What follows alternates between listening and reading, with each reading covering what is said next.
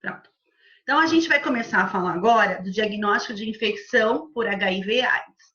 Primeira coisa que a gente tem que pensar é o seguinte: existe o paciente que é portador. Quem é o portador? É o paciente que entrou em contato com o vírus, tá?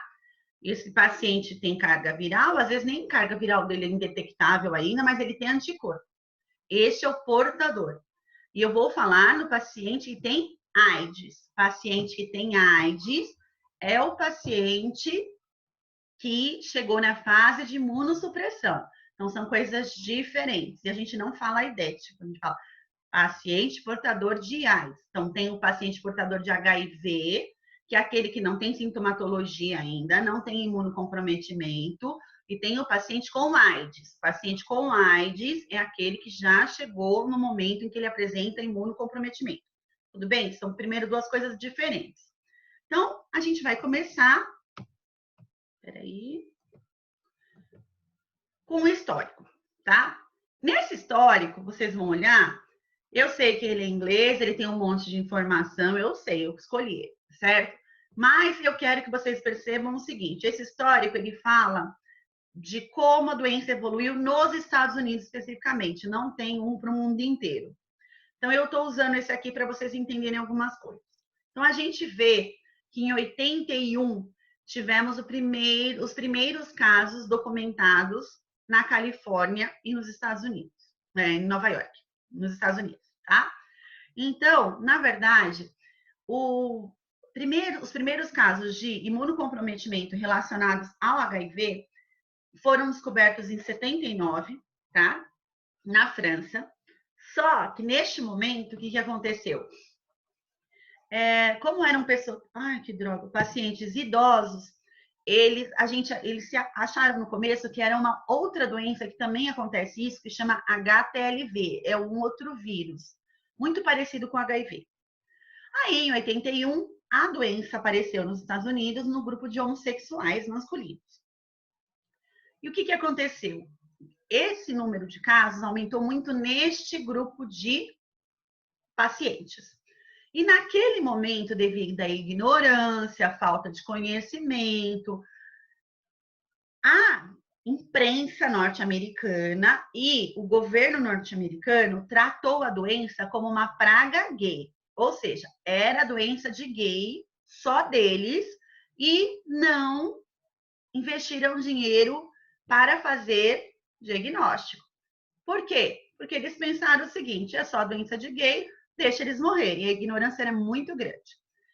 Assim que acabar aqui, eu vou passar para vocês lá junto com isso aqui, eu ponho uma observação lá, tem filmes que são interessantes, se vocês quiserem assistir. Se vocês quiserem, eu posso até pôr o link do YouTube para vocês lá. Tem um que chama E a Vida Continua, ele é muito bom, porque ele mostra essa parte de pesquisa do HIV, como aconteceu. Então, assim, no começo eu não sabia se era respiratório, se era sexual, não sabia nada. Não sabia se era vírus, bactéria, protozoário. E no começo acharam que era uma variação de hepatite B. Até que 2 médicos europeus, então a gente fala aqui em Luc Montagnier, e uma médica, François, essa aqui, Barré-Sinus, o que eles conseguiram? Eles conseguiram descobrir o HIV. Como? Eles conseguiram fazer uma microscopia eletrônica. Eles tiraram uma foto com microscópio do vírus entrando na célula. Eles conseguiram fazer isso. Aí eles provaram que era um vírus novo. Por quê? Porque o formato dos vírus determina quem ele é. É uma morfologia da partícula viral. Então, eles perceberam que não era hepatite B, não era HTLV, era outro vírus. E aí, o que a gente vê? Que em 10 anos, 10 milhões de pessoas ficaram contaminadas no mundo inteiro, tá? Por que isso aconteceu? Porque, na verdade, não houve investimento inicial. Os Estados Unidos, que era quem tinha dinheiro para investir, não investia porque não achava que valia a pena, e a doença foi se espalhando rapidamente, tá? Eu vou colocar para vocês lá 3 links, se vocês quiserem assistir, assistam. Se não quiserem também. Tem um dos filmes que fala especificamente de tratamento, que não é bom assistir com criança, porque ele tem umas cenas mais pesadas, que é aquele Clube de Compra Dallas. mas a vida continua tudo bem, não mostra nada, só mostra assim a parte de epidemiologia da doença mesmo. E tem um outro que chama House of Numbers, que é bem legal também, que é um documentário da Organização Mundial de Saúde, tá? Então eu vou colocar lá, se vocês quiserem, vocês assistam para entender mais dessa história da doença. Tudo bem? Aí a gente vai falar do vírus. Esse HIV, ele é um retrovírus. O que significa isso? Ele é um vírus de RNA, tá? Então, o mecanismo de replicação dele é um pouco diferente, nós já vamos dizer como é. E, além disso, ele é um lentivírus. O que significa isso? Ele é um vírus que se replica lentamente, tá? A replicação dele é lenta, por isso que até o paciente se contaminar e chegarem na fase de AIDS, demoram alguns anos, porque a replicação é lenta. A gente tem uma partícula viral que nós conhecemos muito bem, o aspecto dela é uma partícula viral pequena, de 100 nanômetros de diâmetro, e esse vírus tem duas cadeias de RNA. O capsídeo dele, que é o que? A cápsula proteica que envolve o RNA, possui a P24. Isso é importante para a gente, por quê? Porque a P24 é um marcador precoce da infecção. A P24 aparece antes do paciente produzir anticorpos. Então, eu posso usar a P24 como marcador precoce de infecção. Então, posso usá-la para diagnóstico, por isso que ela é importante. Além disso, ela tem um núcleo capsídeo, que é uma parte interna, com uma matriz proteica, e um envelope externo, tá? Aí, conforme a gente foi estudando esse vírus, se percebeu o seguinte, olha a felicidade, né? Nós temos dois HIVs, o HIV1 e o HIV2. O HIV1 ele foi sequenciado em 83 e o HIV2 ele foi identificado e sequenciado em 86. A gente já conhece bem esses vírus e hoje em dia o que a gente percebe? Que esses vírus eles têm apresentado alterações genéticas, então eles têm sofrido mutação. E essa mutação está fazendo com que eles apresentem grupos, subtipos e subsubtipos, ou seja, eles estão sofrendo uma variação de tal forma que você está criando como se fosse assim, né? HIV1N. Só que daí eu tenho o MA, o MB, daí o A eu tenho A1, A2. Então, são vírus com características diferentes. Por que isso é importante para nós? Porque se ele muda a característica, o tratamento também pode mudar, porque ele pode ficar resistente a algum antiviral. Deixa eu ver que alguém me perguntou aqui. Ah, deve ser a internet que está travando. Mas não fica preocupada, tá? Porque o vídeo você vai ver depois. Aí o que acontece? Nós temos os dois vírus, HIV1 e HIV2. O HIV1 é o que causa contaminação em 90, mais ou menos, e 5% das pessoas no mundo todo. É ele que causa a epidemia de AIDS que nós estamos vivendo desde os anos 80, tá? O HIV2, ele é mais localizado, mais concentrado na África, certo? Por quê? Porque o HIV2 é uma zoonose. No começo... Ai, esse cabelo... Vou ter que prender o cabelo. No começo, o HIV2, ele causava... Ele apareceu no ser humano como... Ai, que inferno. Vou ter o xerife, vou raspar minha cabeça. Ah, achei o cabelo. Ele apareceu como? As pessoas têm o hábito de caçar macacos, tá? Matar e comer. E as pessoas, no começo, o HIV2, se contaminaram entrando em contato com sangue de macaco. Só que daí, como nós temos similaridade genética, somos muito parecidos com os macacos, o que acabou acontecendo? O vírus se adaptou e começou a causar uma infecção em seres humanos. E aí, o que acontece, gente? Como ele era um vírus mais específico para símios mesmo, ele se adaptou, mas ele é mais lento que o HIV1. Por ser mais lenta essa replicação, a carga viral do HIV2 é muito mais baixa. Como a carga viral é mais baixa, a chance de infecção é muito menor. Então, para vocês terem uma ideia, a chance que nós temos de adquirir HIV-2 por via sexual, se compararmos com a mesma carga, com HIV-1, numa relação sexual, é de 10 vezes menor essa chance. Por quê? Porque HIV-2 tem menos vírus. Então, a chance de você se expor e pegar é menor. Por isso que tem menos pessoas contaminadas. Ele é mais concentrado na África, mas hoje em dia a gente vai ver que tem outros lugares que as pessoas viajam, né? Claro. Aí, o que vai acontecer? A gente vê a estrutura dos dois numa comparação, tá? Essa figurinha eu que montei. Eu peguei aqui o HIV-1, que está em azul, e coloquei as proteínas do HIV-2 aqui para vocês conseguirem comparar. Então, vejam, ó, se vocês olharem a figura, as proteínas são muito parecidas. Então, por exemplo, proteína de matriz proteica, P17 no HIV-1. No HIV-2 é P16.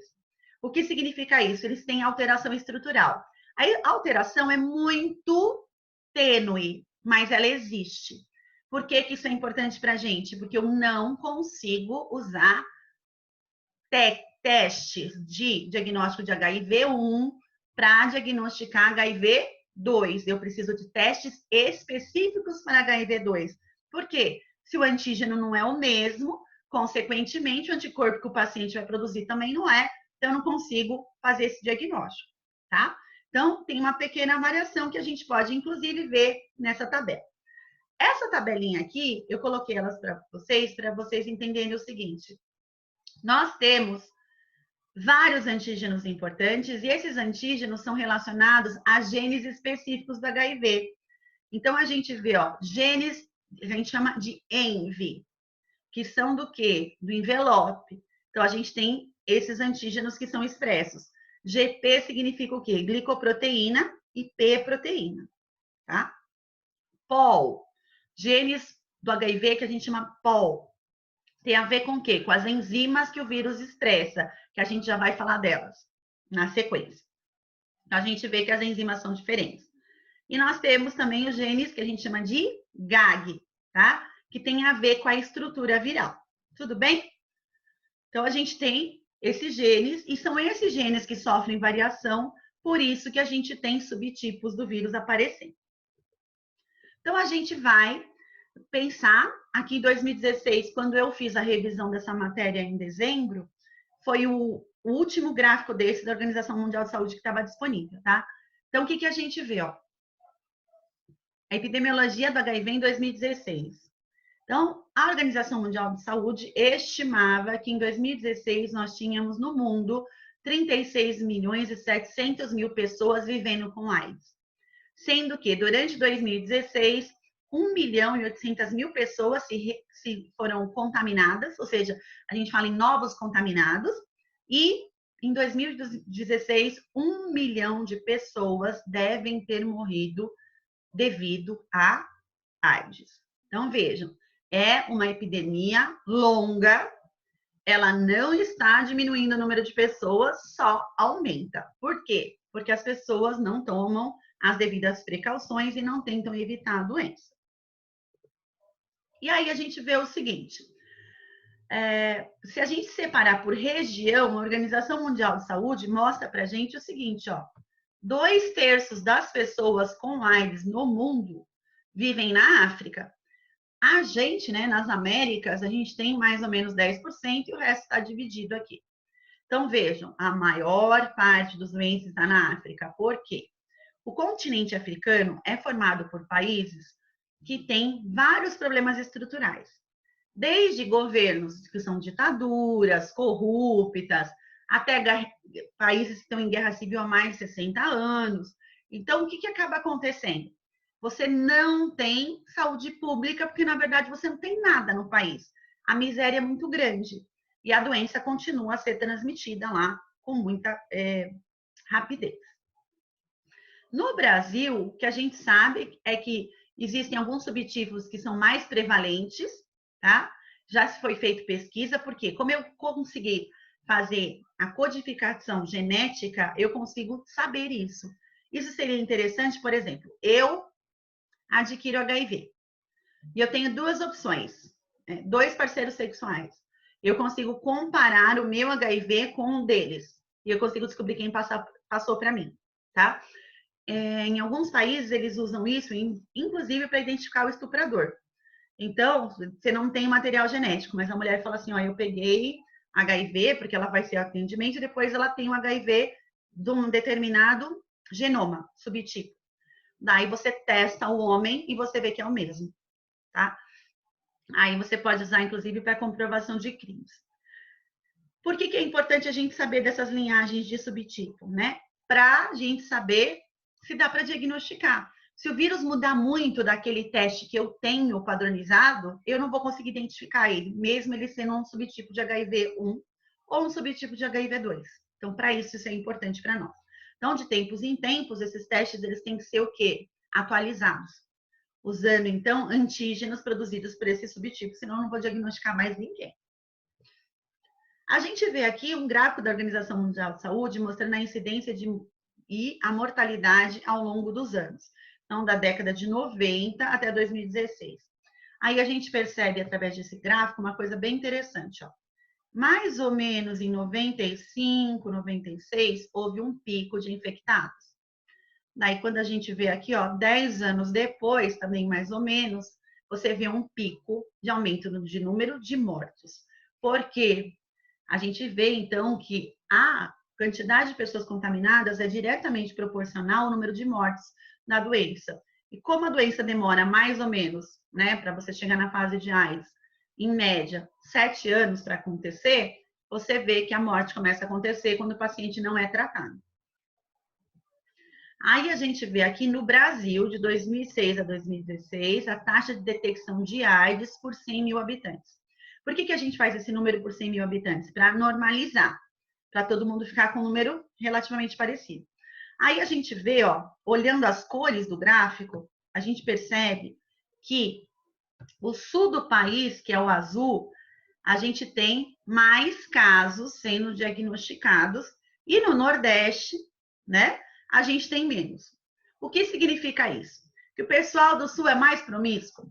Que o pessoal do sul tem mais doença? Não, significa para nós o seguinte, que no sul do país a doença era mais diagnosticada, tá? Eu tenho que lembrar que nem a história do coronavírus agora. Ah, eu tenho X casos que você fez exame, e os outros, tá? Então, não significa que no Nordeste eu não tenha casos, significa que eu não estou testando a população, certo? Isso é importante. Esses gráficos de epidemiologia, eles dão. Quem olha fala, nossa, olha o Sul, hein? Que horror, 3 vezes mais. Então, será que é horror ou será que são eles que estão fazendo o diagnóstico? A gente tem que pensar.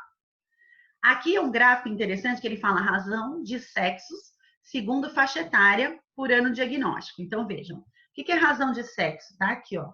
Eu vou dividir o número de homens contaminados pelo número de mulher. Se der próximo de 1, é porque eu tenho um homem e uma mulher contaminados. Se der um número muito maior que 1, eu vejo que tem mais homens. Se tiver um número menor que 1, é porque tem mais mulher. Certo? Aí a gente vai olhar a faixa etária. Quando eu olho a faixa etária, eu vejo aqui que na faixa etária de vocês, a maioria de vocês deve ter entre 20 e 29 anos, o número de casos só aumenta, certo? Em homens. Aumenta muito mais nos homens do que nas mulheres. Por quê? Porque o número está maior que 1, tá? Isso significa que os nossos pacientes estão se contaminando, os homens, com maior facilidade. E aí vou deixar bem claro para não termos problemas, porque tem gente que não entende. São homens que podem ter relação sexual, podem ser homens homossexuais, bissexuais ou heterossexuais, não faz diferença. Eu estou pensando aqui em XY. Por que eu estou falando isso? Porque uma menina falou, ah, professora, são os homossexuais. Eu falei, não, querida, aqui está dizendo homens, certo? Então, é XY, tudo bem? Então, mostra que nessa faixa etária, se eu estou tendo mais contaminação de homem do que mulher, é porque eles estão fazendo alguma coisa errada. Provavelmente eles não usam preservativa na relação sexual, porque a principal forma de transmissão ainda é a relação sexual. Aí aqui a gente vê um gráfico na África, eu que montei esse gráfico para vocês. Esse gráfico aqui, ó, ele mostra para a gente, onde tem essas bolinhas vermelhas, os países em que eu tenho pelo menos 1% da população contaminada por HIV-2, tá? Então, a gente vê, ó, Angola, Moçambique e todos esses outros países. Níger, tá? Nigéria, Argélia, Mauritânia, Guiné, Costa do Marfim, Serra Leoa, Cabo Verde, todo esse povo aqui. Tudo bem? Então, esses são os países na África onde eu tenho o HIV-2 concentrado, segundo a Organização Mundial de Saúde. Mas a gente tem que lembrar o seguinte, eu sei disso porque esses países avisaram a Organização Mundial de Saúde. Pode ser que os outros nem avisado tenham, consequentemente, eu não vou conseguir descobrir que eles têm, né? E aí a gente vê que a partir desses países africanos, o HIV-2 foi se disseminando, né? Porque as pessoas viajam, tanto a gente vai para a África, como os africanos migram. No Brasil, a gente tem HIV-2, que ele foi trazido principalmente, segundo os estudos que foram realizados, com os pacientes angolanos e moçambiquenhos que vieram para o Brasil, tá? Aí a gente vê que, na verdade, hoje em dia, vários países têm o HIV-2 aparecendo, certo? Devido a essa migração e esse trânsito de pessoas. Como que eu vou, então, adquirir HIV? Quais são as formas de transmissão? Então, contato com fluidos corpóreos contaminados. Então, eu penso contato com sêmen, secreção vaginal, secreção retal e leite materno, certo? Então, tipos de contato, relação sexual. Eu vou pensar em qual tipo de relação sexual? Relação sexual oral, porque você vai entrar em contato com sêmen e secreção vaginal. Anal, né? Aí eu vou ter contato com sêmen e secreção retal e vaginal. Sêmen e secreção vaginal, certo? Então, sexo oral também transmite. Isso é importante, não pela saliva, mas devido à presença das secreções genitais, do sêmen e da secreção vaginal.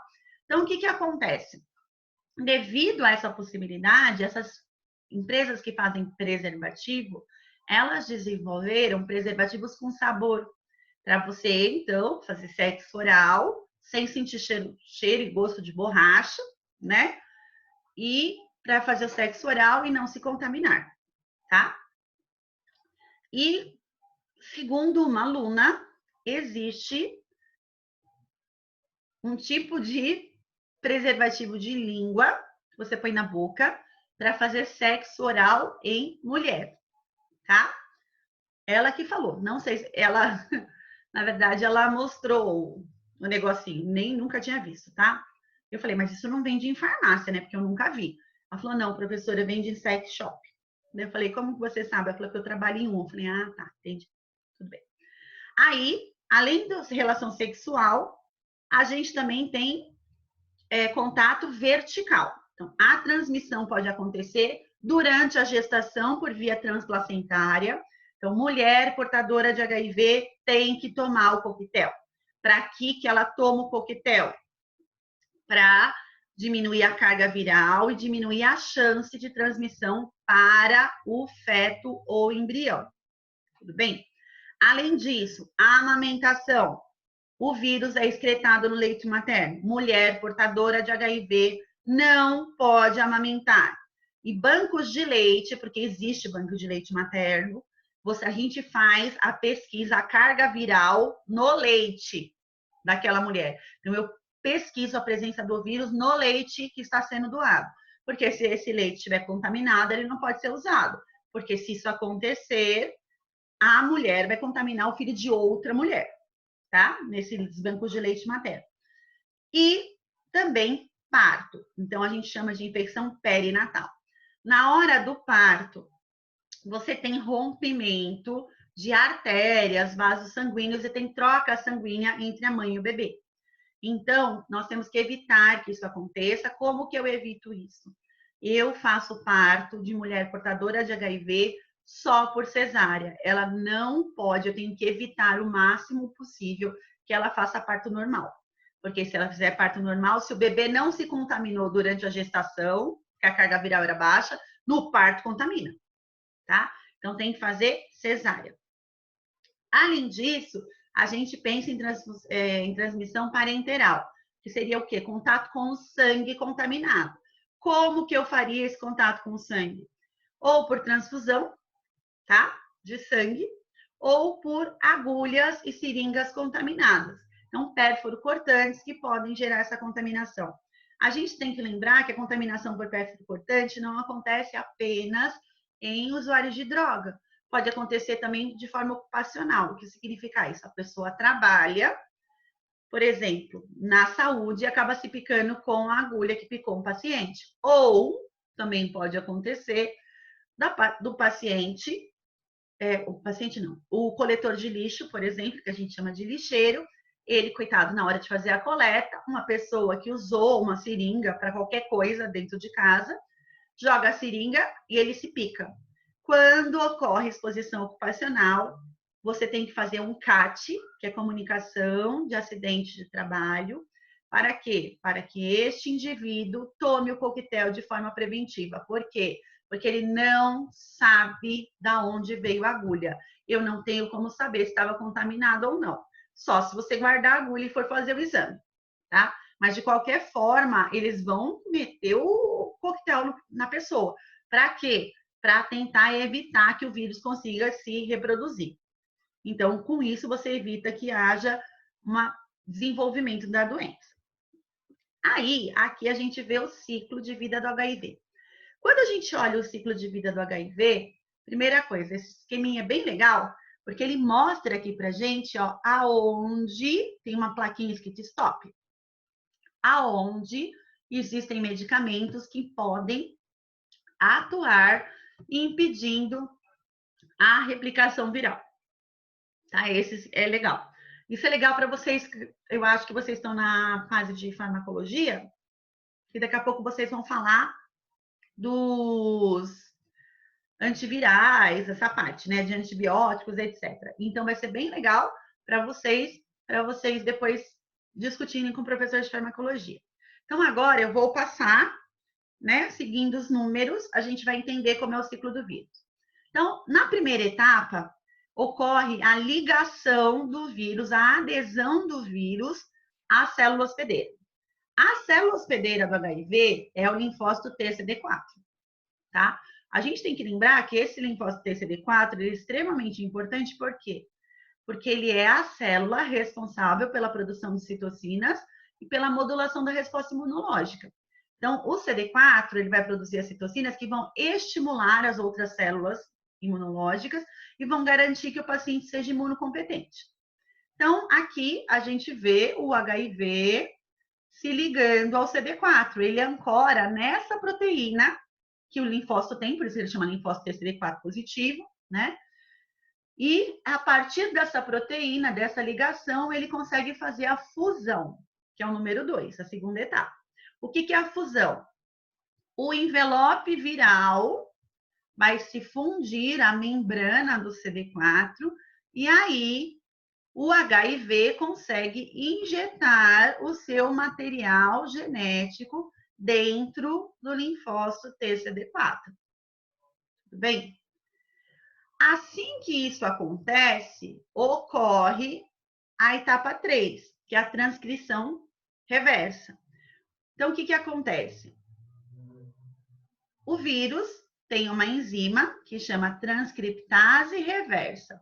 O que ela vai fazer? Ela vai pegar o RNA viral e, a partir do RNA, essa enzima vai produzir um DNA viral, que a gente chama de pró-HIV ou pró-DNA.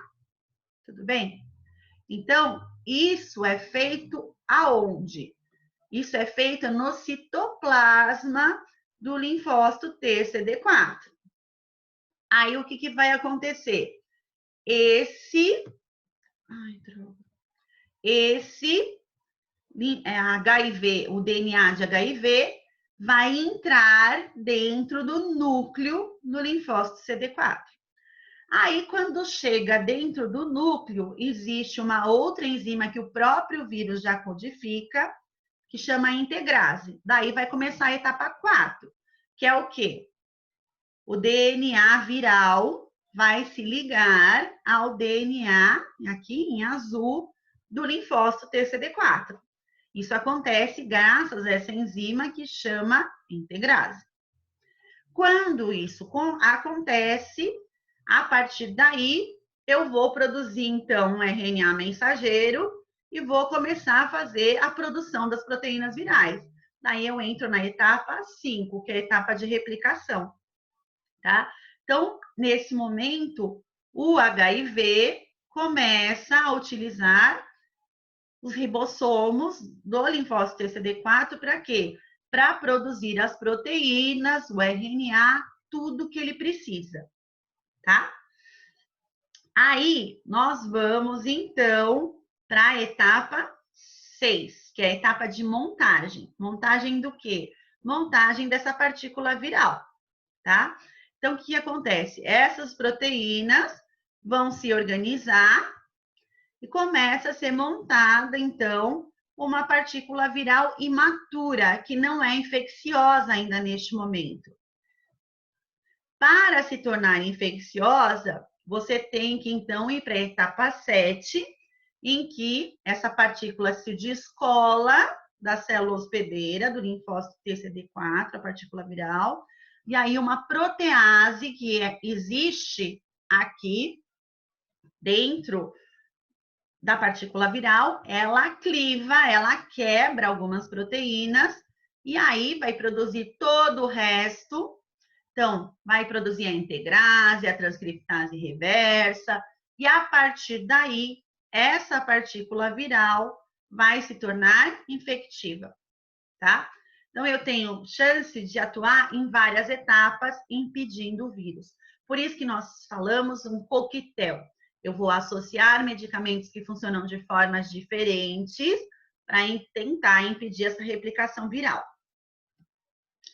Aí, este gráfico, ele é bem interessante, tá?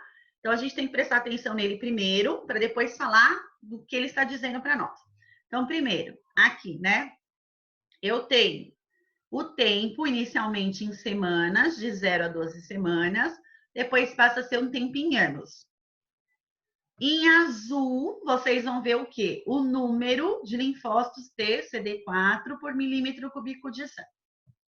Em rosa ou vermelho, a gente vai ver o quê? O número de cópias do RNA do HIV por ml de plasma. Ou seja, em rosa eu estou vendo a carga viral, tá? Além disso, a gente também vai conseguir descobrir se o paciente está na fase aguda, na fase crônica ou se ele chegou em fase de AIDS. Então, a gente vai discutir tudo isso aos poucos. Tudo bem? Então, vamos lá. Então, aqui no dia 0, semana 0, o meu paciente se infecta. É a primeira vez que ele vê o vírus. Quando ele se infecta, ele tem um número basal de linfócitos TCD4, tá? Normalmente, em média, a gente tem aproximadamente 1.100 linfócitos TCD4 por milímetro cúbico de sangue. Isso é a média da população. Então, o paciente se contaminou.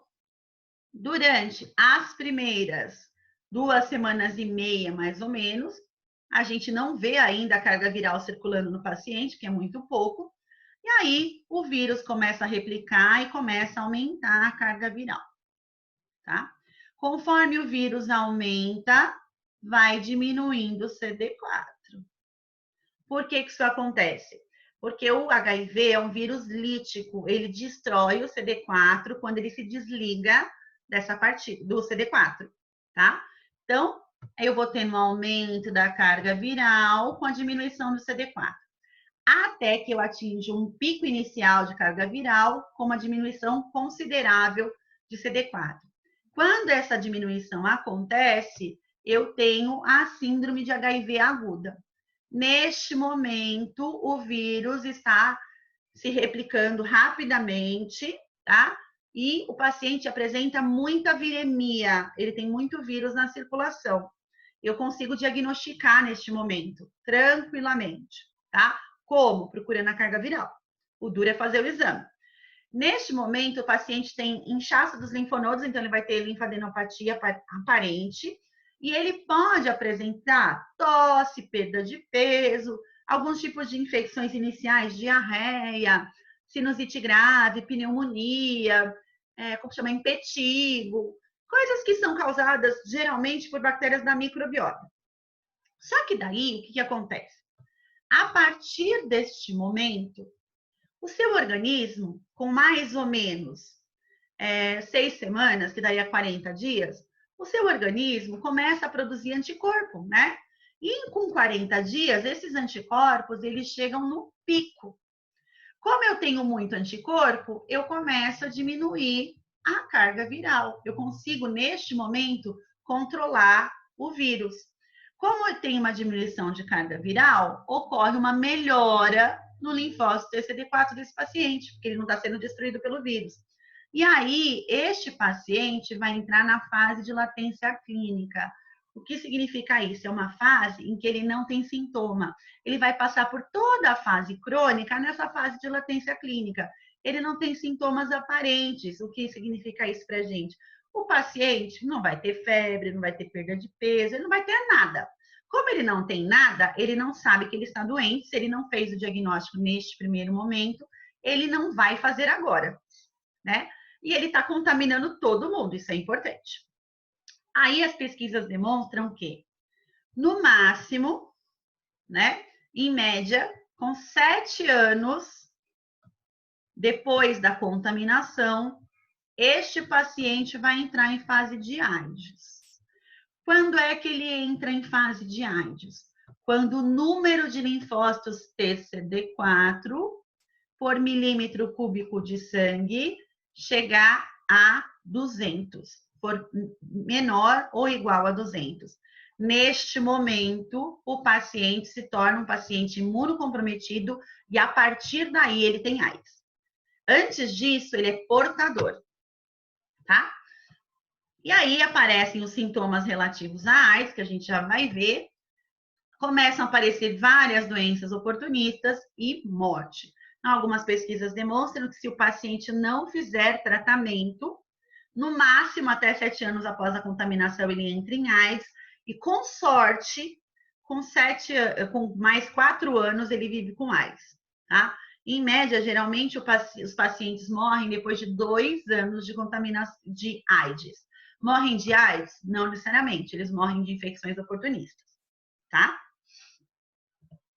Então, aqui eu coloquei esse esqueminha que ele dá para entender aquele gráfico de uma outra forma. Então, ó, antes da infecção por HIV, o paciente tinha muito CD4.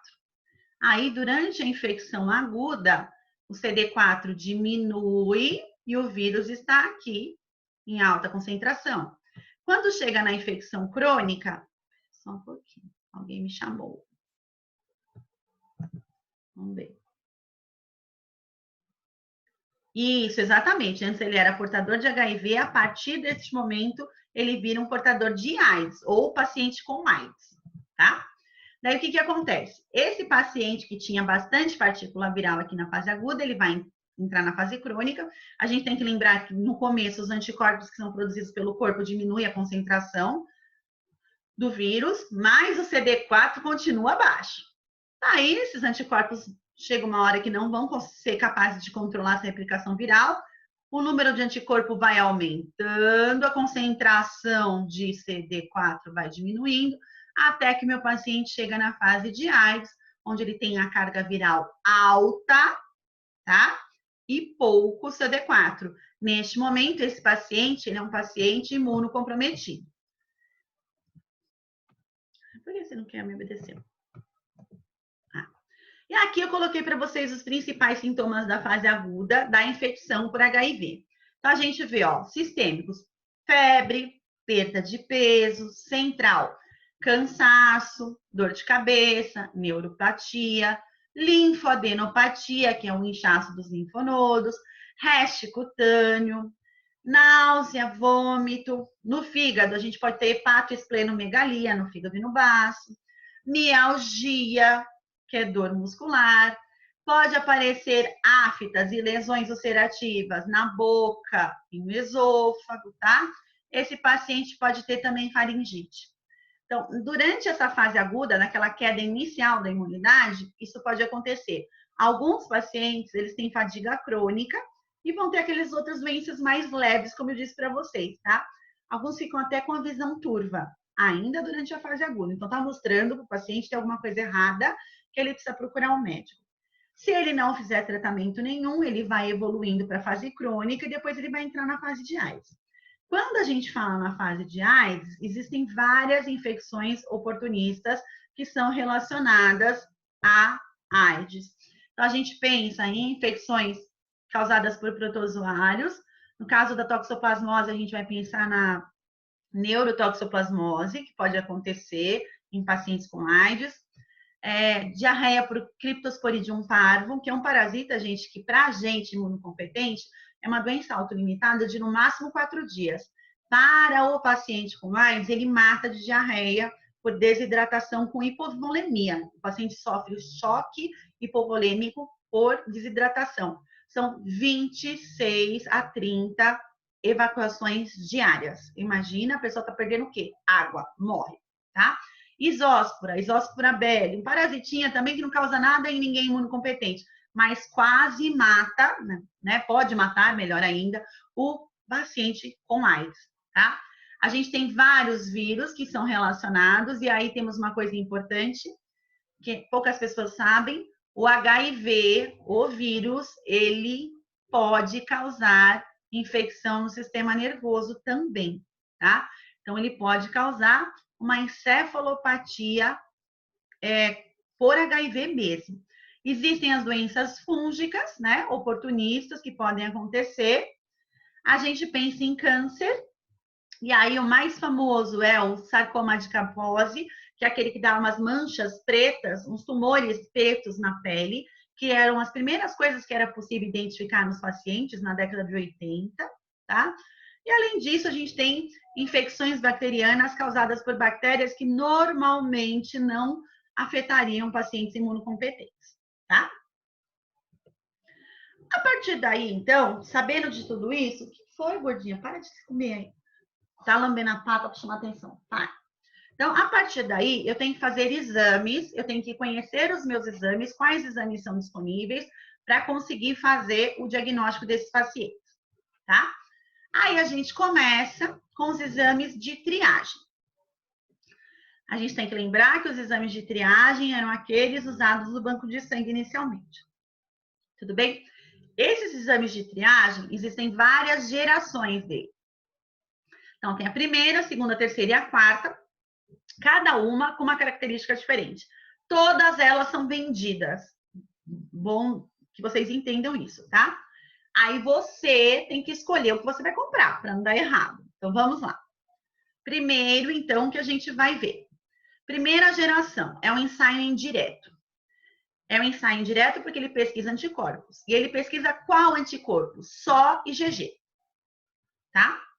Não pesquisa IgM. O tempo entre você começar a produzir IgM para AIDS e depois passar a produzir IgG é de mais ou menos uns 25 dias. E o tempo de você conseguir detectar o IgM é de mais ou menos uns 40 dias. Tá? Só para vocês terem uma ideia. Esses exames de primeira geração, eles usam lisados de HIV. O que significa isso? Eu vou usar uma cultura de célula, vou lisar essa cultura de célula e vou usar esses antígenos. Isso faz com que essa técnica tenha baixa especificidade. Isso é importante a gente notar. Se ele tem baixa especificidade, ele dá reação cruzada. Então, ele pode dar falso positivo. Tá? E, além disso, a gente sabe que ele só detecta IgG e ele tem baixa sensibilidade. Ou seja, se ele tem baixa sensibilidade, ele tem a capacidade de detecção de quantidade muito pequena. Então, eu tenho que ter muito IgG para ele conseguir detectar. Essa técnica de primeira geração tem uma janela imunológica, que é o quê? O tempo que demora entre você ficar doente e o teste encontrar os anticorpos, de 6 a 8 semanas. Então, se a gente multiplicar por 7, dá 42 a 56 dias. É demorado. Tá? Então, a gente vê aqui como acontece essa técnica. Eu tenho o antígeno aqui do vírus, eu coloco a amostra do meu paciente, incubo e lavo. Vou adicionar o conjugado, incubo e lavo. adiciono o substrato e vou ver a cor aparecendo aqui. A intensidade da cor vai ser relacionada à concentração de anticorpos IgG que eu estou detectando. Na segunda geração, esse ensaio também é indireto. Só que eu vou detectar ou IgM ou IgG. Então, se eu quiser detectar os dois, eu tenho que fazer 2 exames. Não dá para fazer ao mesmo tempo. Só que já melhorou uma coisa. Eu uso antígeno recombinante ou peptídeo sintético. Para que isso é importante? Porque isso aumenta a especificidade e isso gera menos reação cruzada. Então, vai gerar para a gente menos falso positivo, tá? Essa técnica de segunda geração, ela é mais sensível e mais específica de primeira geração. Ser mais sensível para a gente significa o quê? Que ela detecta menores concentrações de anticorpo. Então, eu consigo detectar um pouco mais cedo. Como ela consegue detectar IgM e IgG, o IgM, desculpa, ou IgG, por detectar IgM, a janela imunológica dela é menor. Ela vai ter uma janela imunológica de 28 a 30 dias. Opa, já melhorou, porque era até 56. É quase a metade do período, né? Tem uma melhorada boa nessa segunda geração. Aí nós temos a técnica de terceira geração. Essa técnica de terceira geração, ela detecta ao mesmo tempo IgM e IgG, tá? Ela faz essa detecção simultânea. Eles chamam de ensaio indireto sanduíche, porque você vai ter um anticorpo no meio do conjugado. Não é uma ideia boa, mas eu peguei isso do manual técnico para diagnóstico de infecção por HIV, tá? Tudo isso aqui eu peguei de lá. Então, é o que a gente usa, que o governo brasileiro preconiza.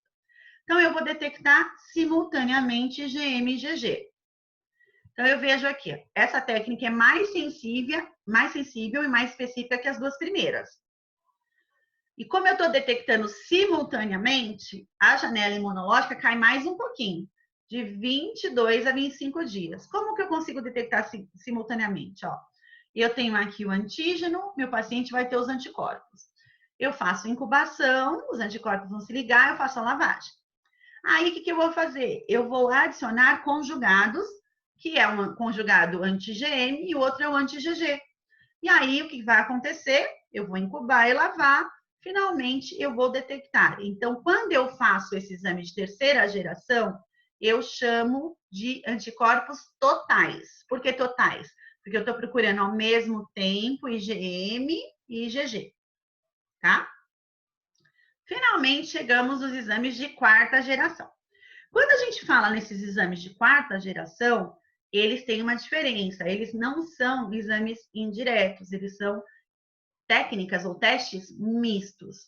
Por que misto? Porque eu vou procurar ao mesmo tempo um antígeno e vários anticorpos, tá?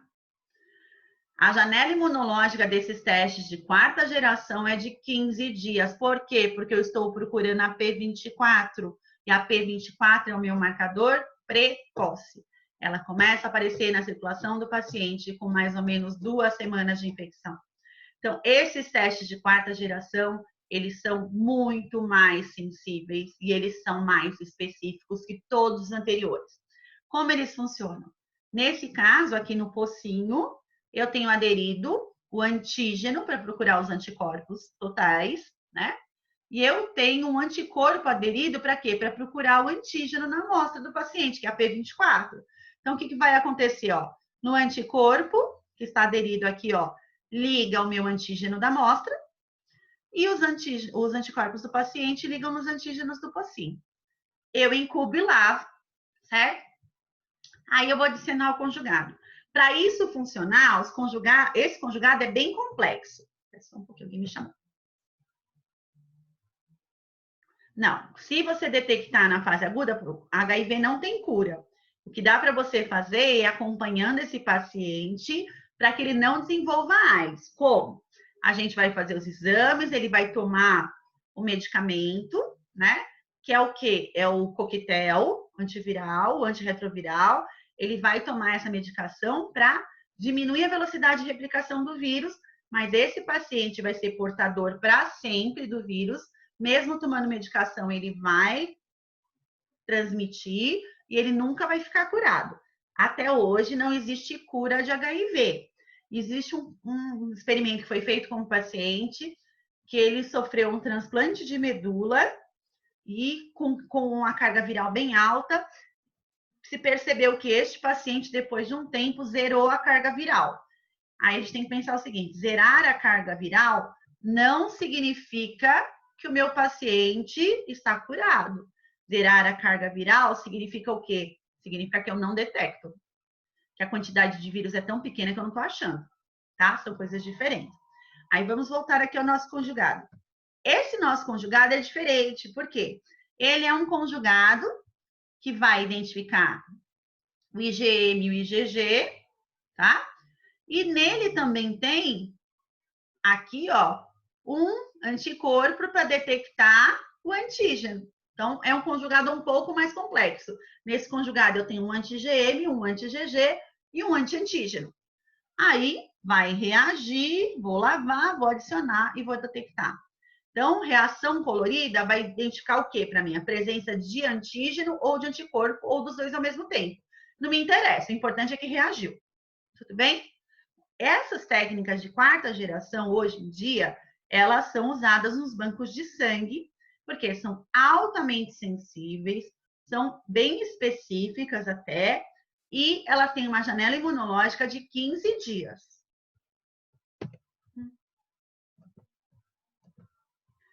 Além disso, nós temos outros tipos de técnicas que nós podemos usar em outras condições. Então, nós temos os testes rápidos de HIV, que são aqueles ensaios de imunocromatografia. Eles podem ficar prontos até 30 minutos. Esses testes rápidos, eles têm algumas vantagens, porque eles podem usar não apenas o soro, eles podem ser feitos com fluido oral, então com saliva, que você coleta com suave, plasma ou sangue total, tá? Então, eles já têm uma vantagem na variabilidade de amostra. Eles são de simples execução, é facinho de fazer, é só colocar a amostra ali e esperar o tempo e olhar o resultado. Por que eles são, para que eles são usados? Para você fazer inquéritos epidemiológicos em que você pega e vai, então, fazer esses exames fora do laboratório. Por exemplo, numa campanha de saúde, numa praça. Você pode fazer isso também numa estação de metrô, nessas condições. A gente tem que lembrar que esses testes rápidos sempre tem, tá, uma banda ou uma linha de controle. Para que serve essa linha de controle? Para a gente identificar se o conjugado, se a enzima do conjugado, tá, e o substrato estão funcionando. Então, o C é o controle, que a linha sempre deve estar presente, o teste, o T é T de teste, vai estar presente se a amostra for reagente, tá?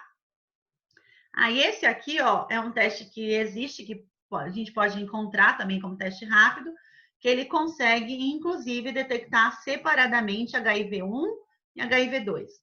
Muitos dos nossos testes que nós usamos hoje em dia, aqueles de quarta geração, que a gente usa para o banco de sangue, são testes de quarta geração HIV-1/2, ou seja, já procura tudo ao mesmo tempo, tá? Aí nós temos testes que são confirmatórios. São aqueles testes que vão dar menos chance de reação cruzada, então, menos chance de falso positivo. Então, quais a gente pode usar como testes confirmatórios? Imunofluorescência indireta, então procurando anticorpos neste paciente. Como que eu faço isso? Na lâmina, eu coloco linfócitos T infectados com HIV, vou incubar a amostra do meu paciente, vou lavar, vou adicionar o conjugado e vou ver a fluorescência, tá? Essas técnicas eram muito usadas no começo da epidemia. Hoje em dia, elas não são tão usadas por um motivo muito simples. Elas são técnicas demoradas para fazer, técnicas caras e técnicas que dependem da capacidade do treinamento do indivíduo que está fazendo a técnica, ou do laboratorista. Por quê? Porque ele tem que enxergar a imunofluorescência, tá? E isso é uma coisa que é uma limitação dessa técnica. Nós também temos o que a gente chama de Western blot, que é o WB, ou imunoblot, tá?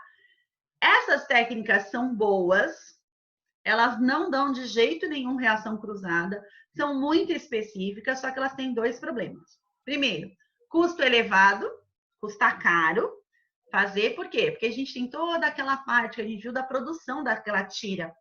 Então, tem que fazer a cultura, depois você tem que fazer o gel de eletroforese para separar essas proteínas, depois você tem que transferir para a membrana de nitrocelulose, para depois cortar a membrana e vender. Então, isso custa muito caro.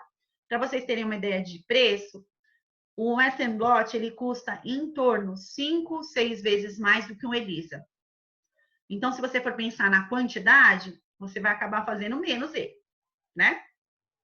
E ele tem um outro problema, que é a interpretação subjetiva. Por quê? Porque cada fabricante vai ter um padrão de reação. Deixa eu explicar isso para vocês de uma forma simples, para vocês entenderem. Ó, aqui no Brasil, primeiro, nós temos muita miscigenação, certo? Então, a gente não tem um padrão físico, um biotipo específico. Nós temos uma alimentação de um certo tipo, a gente tem um clima diferente do que acontece na Europa. Vamos pensar num país da Escandinávia, porque daí é bem biotipo marcado. Vamos pensar, por exemplo, na Islândia, que não tem quase ninguém. O que acontece? Eles são todos iguais, muito parecidos, né? Então, aquele biotipo caucasiano clássico. Bem branco, olho claro, cabelo claro. Eles vão ter uma alimentação baseada em alguns tipos de alimento. E eles não pegam sol o ano inteiro, então eles têm um clima diferenciado. O padrão de produção de anticorpos que as pessoas apresentam na Islândia não é o mesmo padrão de produção de anticorpos contra HIV que nós produzimos. Por quê? Porque a gente tem que produzir anticorpos contra todos aqueles antígenos que nós vimos, as glicoproteínas e as proteínas. E cada indivíduo, dependendo da região e do biotipo, vai produzir um diferente. Então, o que significa isso? Se eu vendo uma técnica para a Europa, quando chega no Brasil, eu não posso usar a mesma referência. Eu vou ter que pegar X pessoas doentes, geralmente é um número maior que 10 mil, e vou testar esse kit no Brasil de Western blot para ver qual é o padrão de produção de anticorpos contra aquelas diversas glicoproteínas e proteínas que eu vou ter que usar para saber se o paciente brasileiro tem ou não HIV, tá? Isso é importante para a gente, isso varia muito de acordo com região. Nós temos também esses imunoblotes rápidos, tá? São técnicas que usam antígenos recombinantes, ficam prontas em menos de 30 minutos. E, finalmente, nós temos detecção direta do vírus, do HIV. Essa detecção direta pode ser feita pela detecção da proteína P24, do antígeno, tá? Mas ela também pode ser feita através de TM. O que é TM? Tudo isso aqui eu peguei do protocolo das diretrizes para diagnóstico de pacientes com AIDS do Ministério da Saúde, tá? Nesse protocolo, às vezes eles falam TM, quer dizer o quê? Teste molecular. Às vezes eles falam NAT, N-A-T. NAT é o quê? Teste de ácido nucleico. E às vezes eles colocam assim, biologia molecular. É tudo a mesma coisa. Quando eu falo teste molecular, biologia molecular ou NAT, eu estou pensando no quê no HIV? Na detecção do RNA do vírus ou do DNA proviral, que é aquele DNA que é produzido pela transcriptase reversa, tá? Ou seja, eu estou tentando determinar a carga viral. Quando eu falo TM, biologia molecular e NAT, é carga viral. É tudo a mesma coisa. Só que se vocês lerem o manual, ele é disponível na internet. Se vocês quiserem, até coloco para vocês lá no Classroom. Ele, cada hora, fala de um jeito. Se você não sabe, você fala, meu Deus, o que é isso agora? Porque eles não remetem ao anterior. Você fica perdido, tá? Em que condições eu vou fazer isso? A detecção da P24 ou da carga viral. Em crianças com menos de 18 meses, aí prestem atenção, isso é importante para a gente. Por que com menos de 18 meses? Porque até os 18 meses eu ainda encontro IgM materno na circulação do bebê. Então, IgG, desculpa, materno, acho que eu falei IgG, né? IgG materno na circulação do bebê. Então, eu não vou saber se aquele IgG é dele, porque ele foi contaminado durante a gestação ou da mãe. Então, eu vou procurar o quê? A carga viral, nessa criança até 1 ano e meio. E eu também faço a carga viral em pacientes adultos com infecção aguda. Eu vou ter que fazer, por quê? Porque eu não tenho anticorpo circulando nessa fase ainda. O anticorpo vai começar a circular, lembra que a gente viu? Com 1 mês. Então, antes disso, eu já faço o quê? Já procuro a carga viral.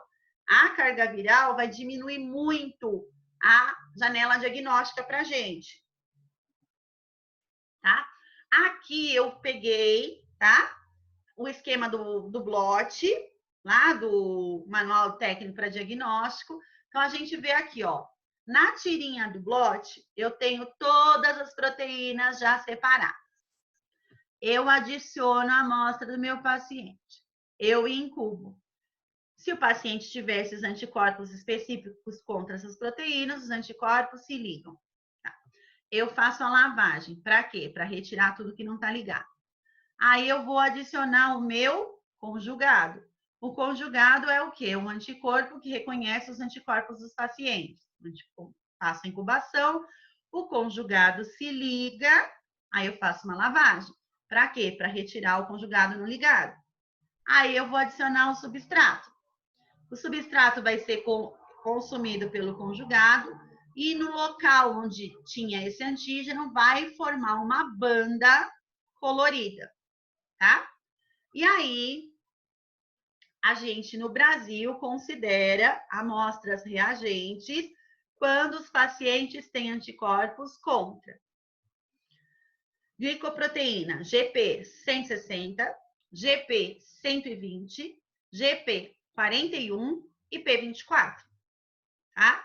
Então, se eu tiver anticorpos contra esses antígenos, eu vou considerar que o meu paciente tem HIV, tá? Ele é portador. Esse é o padrão de reatividade.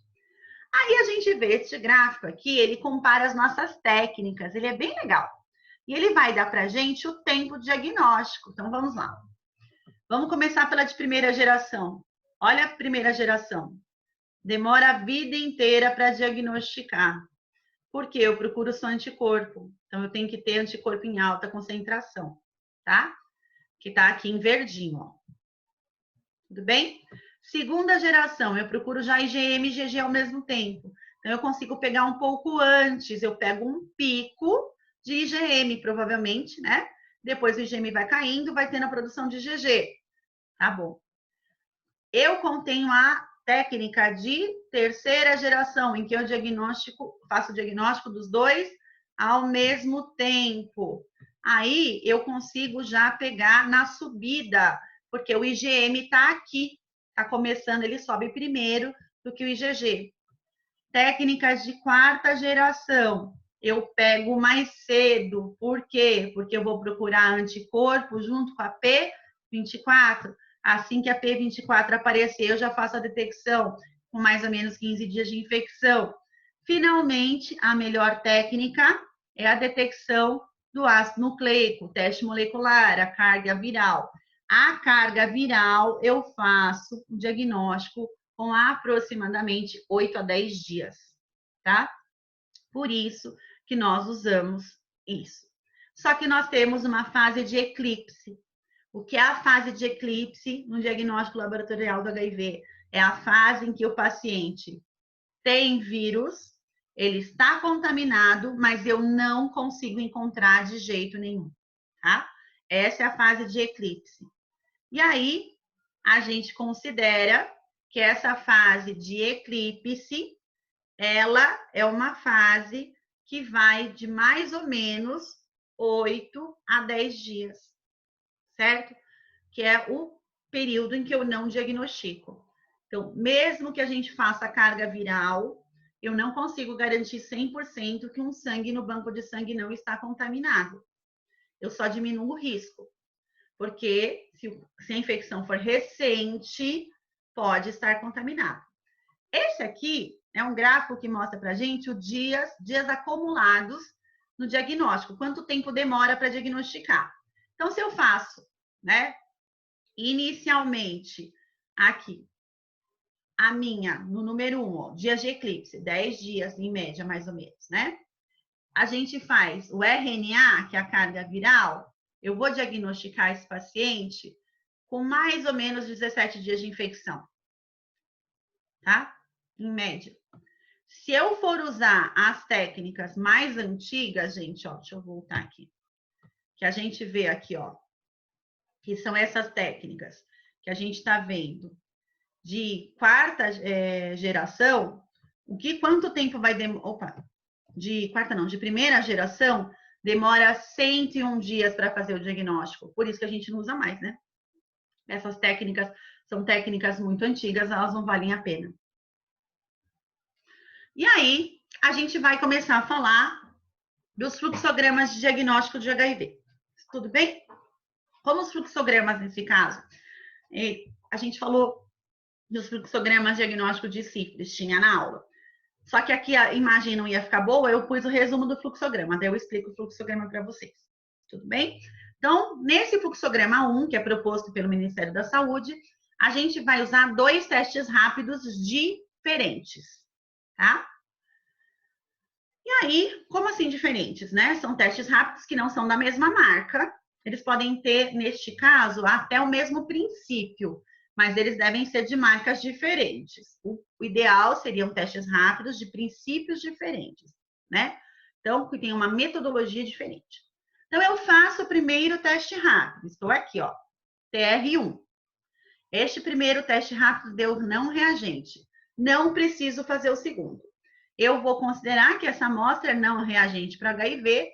Se mesmo assim eu suspeitar que tem HIV devido à sintomatologia, o que vai fazer? Você espera 30 dias, tá? Após a realização do exame, coleta uma nova amostra e faz outro exame. Que em 30 dias você vai encontrar anticorpo. Esses testes rápidos, eles procuram anticorpos. Tudo bem? Então tá. Aí, no outro paciente, eu faço o primeiro teste rápido e dá reagente. Faço o segundo teste rápido e também dá reagente. Aí eu considero que essa amostra é reagente para HIV. Tá? E aí, no laudo sai escrito assim: amostra reagente para HIV, resultado definido com o fluxograma 1 da portaria X. Por quê? Porque eu estou dizendo que eu usei testes rápidos.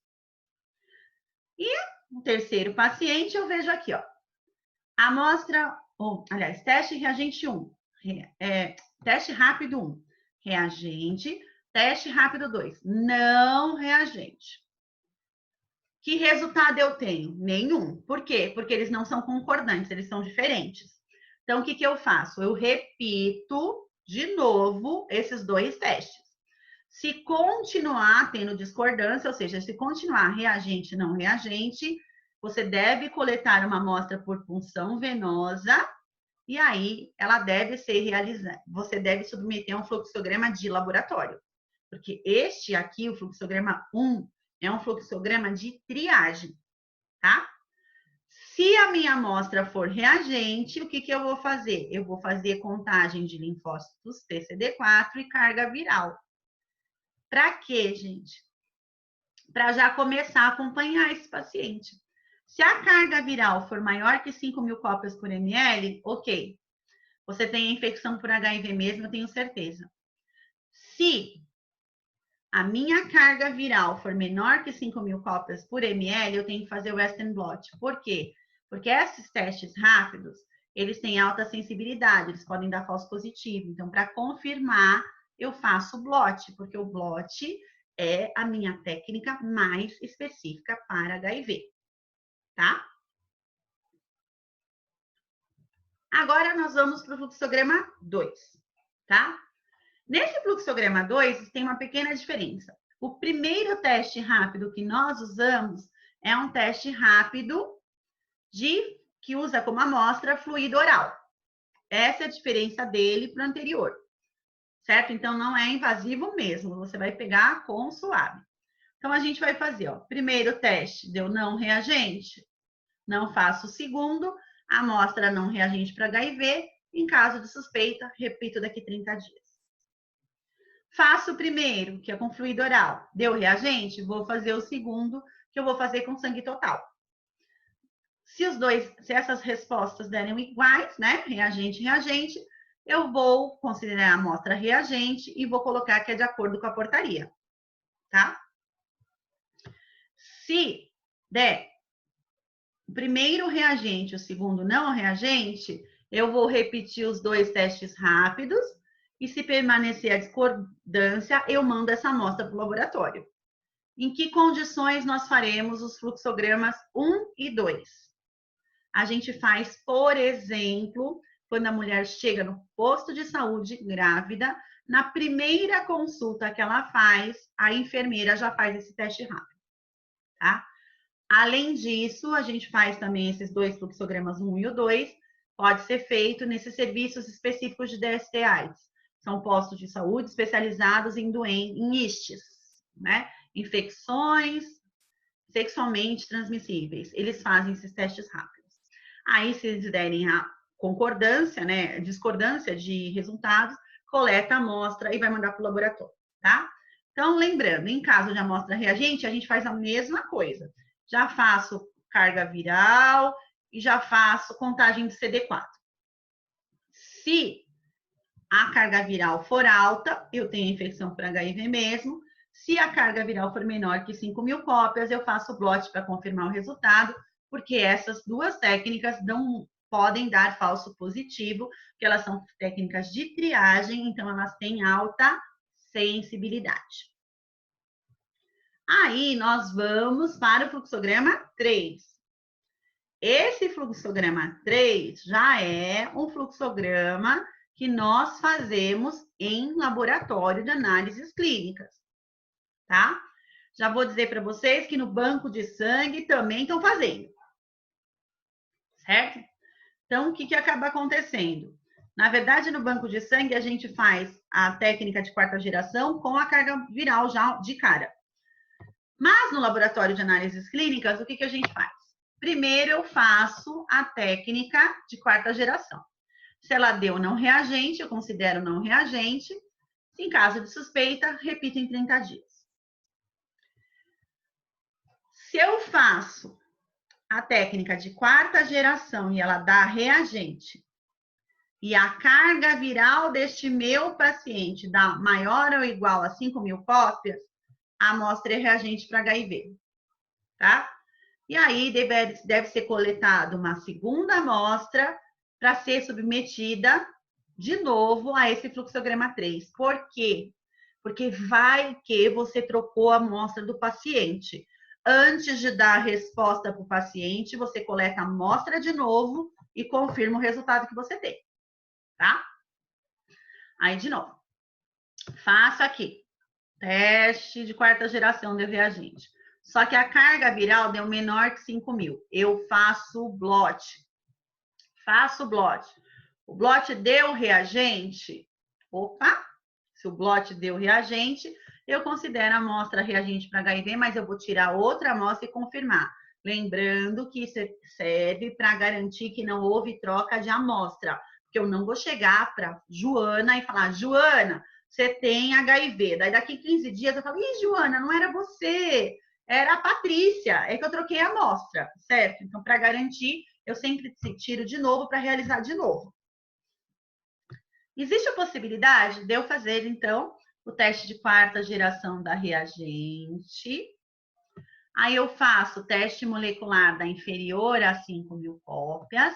E no blot, eu tenho um blot não reagente. E aí eu falo o quê? Que essa amostra é indeterminada. O mesmo acontece se o blot for indeterminado. O que é um blot indeterminado? Ele apareceu, por exemplo, uma anticorpo contra uma glicoproteína. Não é isso que eu quero. Eu quero um padrão de reatividade que a gente vai falar qual é. Então, se deu indeterminado ou não reagente, a amostra é indeterminada, tem que esperar 30 dias e fazer de novo, tá? Então, vamos lá. Quando eu falo que o blot é não reagente, eu tenho a ausência de reatividade mesmo, não apareceram as bandas. Agora, se ele for reagente, eu tenho que ter pelo menos P24, tá? GP41 ou GP 120, 160. Então, eu tenho que ter a P24, tem que aparecer, e tem que aparecer pelo menos uma dessas outras duas. Indeterminada é quando você não tem P24, por exemplo, ou você tem só uma das outras duas, sozinhas, isoladas. Então, existe um padrão de reatividade e eu tenho que seguir ele. E aí, a gente pensou nisso como HIV-1. E aí, quando é que eu pesquiso se o indivíduo tem HIV-2? Eu tenho que saber se ele está doente, tenho que saber o que está acontecendo. Então, primeiro, o paciente tem sintomatologia, eu fiz exame de HIV-1 e não apareceu o resultado. Então, eu preciso saber se ele teve comportamento de risco em país endêmico, então, se ele teve relação sexual com alguém. Então, faço o teste indireto da não reagente, ou o blot tem padrão indeterminado. Falou, opa, tentei HIV-1, não deu certo? Pode ser o 2, se tem sintomatologia. Carga viral indetectável para HIV-1, tá? Com sintomatologia presente e linfócito TCD4 caindo. Se não é HIV-1 e o linfócito TCD4 está caindo, tem que ser o HIV-2, certo? Triagem reagente com blot ou teste molecular não reagente, tá? Então, aí você tem que ver se a pessoa tem alguma passagem por esses países onde tem HIV-2 endêmico. E se eu fizer, tá? Blot, e no blot aparecer banda na GP36 ou GP105, provavelmente HIV-2. Mas daí eu tenho que fazer o quê? Eu tenho que usar os exames específicos, tá? Na triagem do banco de sangue, eu faço o quê? Exame de quarta geração, HIV1/2, ou seja, eu procuro os dois ao mesmo tempo. Se eles derem reagentes, eu tenho que encaminhar, esse é o protocolo do Ministério da Saúde, para um laboratório de referência nacional. No Sudeste, aqui nós temos, aqui em São Paulo especificamente, a gente tem 4 cadastrados. Um deles é o da Marinha, tá? Eu sei porque eu fui pesquisar e acabei descobrindo. Porque se você procura, você não encontra na internet. Eu acabei descobrindo porque eu comentei com uma pessoa, a pessoa falou que trabalhava no Hospital da Marinha, ela falou assim, eu acho que a gente é, eu vou perguntar. Perguntou e era. Referência nacional para diagnóstico de HIV-2, tá? Então, esses laboratórios vão fazer o quê? Testes complementares específicos para HIV-2, e a gente vai fazer ELISA, ensaio de quimiluminescência, blot, tudo específico para HIV-2. E também posso fazer exames diretos, então eu faço carga viral para HIV-2. Essa carga viral para HIV-2 só ficou disponível para uso a partir de 2012, tá? Antes disso, ela não existia. Ou seja, a gente não tinha certeza se o paciente tinha HIV-2. Aqui eu pus o blot para vocês verem a diferença, né? O que vai dar. Então, a gente vê, ó, do HIV-1, as proteínas. No HIV-2, ó, tá vendo? O HIV-1 tá bem forte aqui, a GP 120. No HIV-1 fica fraquinha a 120, mas a 105 fica, a proteína, a P105, fica forte, não aparece aqui. Então, os padrões são diferentes, por quê? Porque são antígenos diferentes. Aí, além de todos esses exames, hoje em dia nós temos o autoteste, tá? O autoteste é aquele teste de HIV vendido em farmácias, com o qual o próprio paciente vai fazer o exame, certo? Usando o fluido oral, e ele vai olhar o resultado e vai interpretar. E aí a gente vê que em 2017, esse gráfico estava lá na Organização Mundial de Saúde, mostrando o seguinte: que em 2017 o Brasil já estava em fase de implementação desses testes, desses autotestes de HIV, tá? E aqui, fast track, olha que alegria, né? O que é esse pontinho rachurado? Aqui, esses pontinhos, pontilhadinho. Significa que você estava em velocidade rápida de fazer essa implantação.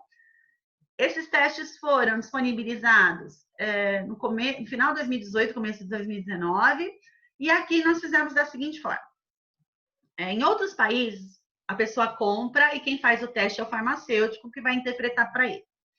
Aqui funciona assim. Você faz o teste, né? Pega ali o fluido oral e você vai na sua casa olhar a bula e ver se está reagente ou não. Aí você liga no saque se você tiver dúvida.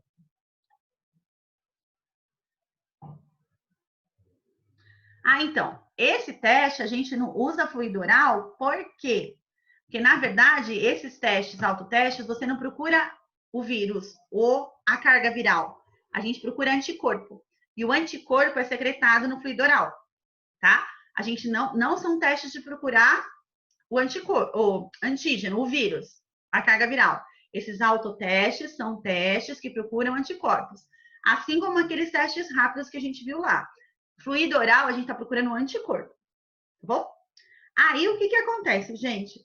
Você pega e fala para o paciente, ó, você lê aí, se você tiver dúvida, você liga no saque.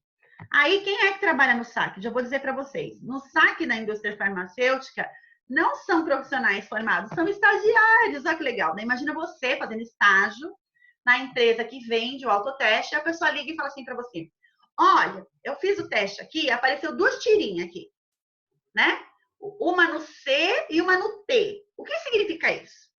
Então, você vai explicar para esse paciente que o teste está dizendo que ele tem HIV, tá? A gente tem um problema em relação a dar um resultado desse para o paciente, porque o HIV é uma doença que estigmatiza, é uma doença que tem muito preconceito, é uma doença crônica, né? Que não tem cura, e até hoje muitas pessoas tentam se matar ao receber esse diagnóstico. Então a pessoa tem que ter um preparo até psicológico para atender o outro pelo telefone, que você tem que acalmar essa pessoa e pedir para ela procurar o serviço de saúde para confirmar esse resultado. Aí eu te pergunto, né? Como é que você vai fazer isso? Fala assim, olha, senhora, então, olha, significa que a senhora pode ter HIV. A senhora, por favor, procure o serviço de saúde se ela não quiser procurar. Se ela falar, não, esse teste não presta. Aí, pronto, a pessoa fica perdida no sistema, certo? Então, isso, eu acho, Paula, como farmacêutica, acho que o jeito que esse teste foi implantado no Brasil não é inteligente, porque não existe um controle. É um autoteste, tudo bem, o paciente faz nele mesmo, só que daí, se a pessoa der reagente, ela fica perdida no limbo, porque ninguém vai saber que ela existe. Porque se ela não procurar ajuda por ela mesma, vai ficar por isso mesmo, certo? Então, ela não entra em estatística, ela não faz confirmação de exame, ela não vai fazer tratamento, não vai diminuir carga viral, vai evoluir rápido para a AIDS, tem vários problemas.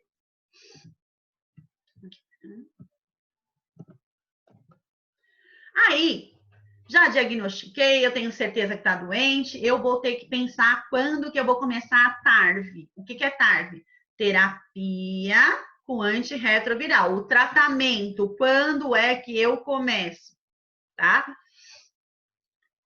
Há 5 anos atrás, o governo brasileiro usava como parâmetro 500 linfócitos TCD4 por milímetro cúbico de sangue. Então, quando caísse o número de CD4, abaixasse a menos de 500, o paciente já começava a fazer o tratamento com antirretroviral, tá? Há mais ou menos 5, 6 anos atrás, esse protocolo mudou e a gente começou a usar como parâmetro para iniciar o tratamento 350 linfócitos T, CD4 por milímetro cúbico de sangue. Por que isso foi feito? Porque como o HIV é uma doença crônica e depois de um certo tempo, se você tem uma queda, não se torna mais brusca essa queda de CD4, ela é uma queda gradual, esse paciente usaria o medicamento por muitos anos. E aí temos dois problemas em relação a isso. Primeiro, custo. Tem muita gente doente no Brasil. O custo do tratamento é 100% bancado pelo Estado. Se você quer comprar o remédio, você não vai porque não tem para vender. Eu quero importar, você vai ser presa porque não pode, tá? É só no Estado que você pega a medicação. Outra coisa importante em relação ao CD4 aqui, além do custo, os medicamentos usados para tratamento, todos os antirretrovirais, apresentam vários efeitos colaterais graves, todos eles. Cada um tem um efeito colateral diferente. Eles podem ser neurotóxico, hepatotóxico, nefrotóxico, é um monte de problema. Alguns causam dislipidemia, ou seja, vai ter arteriosclerose com chance de infarto e AVC. Então, assim, é um monte de problema relacionado. Então, se a pessoa tomar o medicamento por menos tempo, a chance de ela desenvolver esses problemas devido às reações adversas é menor, tá? Então, quem é que vai tomar? Se tiver menor que 350, se tiver sintomatologia, se for gestante, tuberculose ativa, co-infecção com HBV, que é hepatite B ou hepatite C, e risco cardiovascular elevado, tá? Maior que 20%. Todas essas pessoas vão tomar a medicação mais rápida possível, todas. Agora, se eu não fiz a contagem de CD4 e a pessoa não está dentro daqui, eu não, na impossibilidade de obter a contagem, não deve-se adiar o tratamento. Eu não tenho a contagem por algum motivo, eu vou tratar, porque eu não sei em que ponto o paciente está, tá? Aí, eu vou começar o tratamento e eu tenho que fazer acompanhamento. Para que serve o acompanhamento? Para ver se o medicamento está funcionando. Como eu vou fazer o acompanhamento? Existem protocolos pré-estabelecidos pelo Ministério da Saúde, então eu vou fazer durante o tratamento determinação de carga viral e contagem de linfócito TCD4 com uma certa periodicidade. Então, a cada 6 meses, a cada 3 meses, vai depender do protocolo do Ministério. E eu posso fazer também para acompanhamento de tratamento a genotipagem. A genotipagem é feita de que forma? Em que casos? Quando o paciente apresentar falha virológica, o que significa isso? A carga viral dele tinha se tornado indetectável, voltou a aparecer, ou seja, o vírus está resistente ao medicamento, tá? Ou se de cara o tratamento não estiver controlando a infecção. Então, é porque o vírus é resistente, então eu vou fazer a genotipagem para daí descobrir qual tratamento eu vou ter que usar alternativo. Geralmente, nós temos um padrão que é dado para todo mundo. Se esse padrão não funcionar, eu faço a genotipagem e troco o tratamento em 8 semanas. Então, eu vejo aqui. Monitoramento laboratorial. Se o paciente tem AIDS, né, desculpa, se ele é portador de HIV, o que a gente vai fazer? A cada 6 meses eu vou fazer a carga viral e a contagem de CD4, tá? Se estiver diminuindo a carga viral e melhorando o CD4, ok. O paciente está aderindo ao tratamento e o tratamento está funcionando, tá? Aí, se começou a fazer o tratamento agora, ou se eu tive que modificar o tratamento porque o anterior não estava funcionando, eu espero 8 semanas do início do tratamento e faço o exame. Para quê? Porque em 8 semanas, a carga viral do paciente já deve ter dado uma diminuída se o tratamento estiver funcionando, certo? E a partir daí, se isso acontecer, está funcionando o tratamento, a cada 6 meses a gente vai fazer esse acompanhamento. Se for numa confirmação de falha virológica, eu vou fazer o seguinte: eu fiz o exame, não tinha carga viral detectável. Apareceu, eu faço 4 semanas depois, ou seja, 1 mês depois de ter aparecido de novo a carga viral, para ver o que está acontecendo, tá? E aí, isso vai provar para mim se eu preciso fazer a genotipagem, porque esse vírus está ficando realmente resistente. E aí a gente vê o seguinte, né? Se o meu paciente está fazendo o tratamento, é assintomático e tem carga viral indetectável, eu vou fazer a contagem de CD4. Se a contagem de CD4 for menor que 350, eu tenho que fazer esse exame a cada 6 meses, tá? Se a contagem de CD4 for maior que 350 em 2 exames consecutivos com pelo menos 6 meses de intervalo, eu não preciso solicitar. Por quê? Porque, teoricamente, meu paciente está com a AIDS controlada, tá? Se o paciente não faz tratamento, tem um evento clínico, ou seja, uma infecção oportunista grave ou falha virológica, eu vou, independentemente do valor de CD4, realizar a quantificação de CD4 cada 6 meses. É importante que vocês entendam o seguinte: esse que vocês estão vendo aqui, isso aqui, essa tabela, mostra o que o SUS vai fazer, tá? Se você contrai o vírus e começa a fazer acompanhamento com um infectologista particular, ele vai fazer mais exames, ele não vai fazer como o SUS. O SUS espaça o máximo que der os exames. Por quê? Porque espaçando esses exames, a gente consegue, então, fazer exame em todo mundo, que esse é o objetivo do SUS, tá? Então, eles fazem isso. Se você faz particular esse acompanhamento, o seu médico vai pedir exame a cada 3 meses. Então, você consegue ver melhor e fazer esse acompanhamento melhor. Só que tem uma coisa, se você fizer o acompanhamento, tá?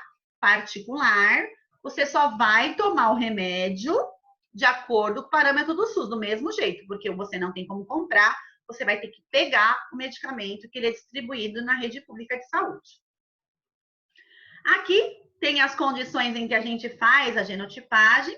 Então, eu sei que não está funcionando, eu vou fazer essa genotipagem para quê? Para ver qual é a alteração genética que o vírus tem, para saber qual medicamento eu vou ter que trocar, tá?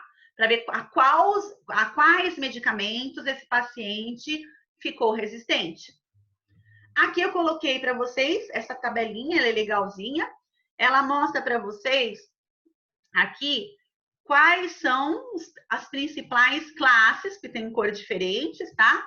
E quais são os principais, qual foi o ano em que esses medicamentos foram registrados nos Estados Unidos.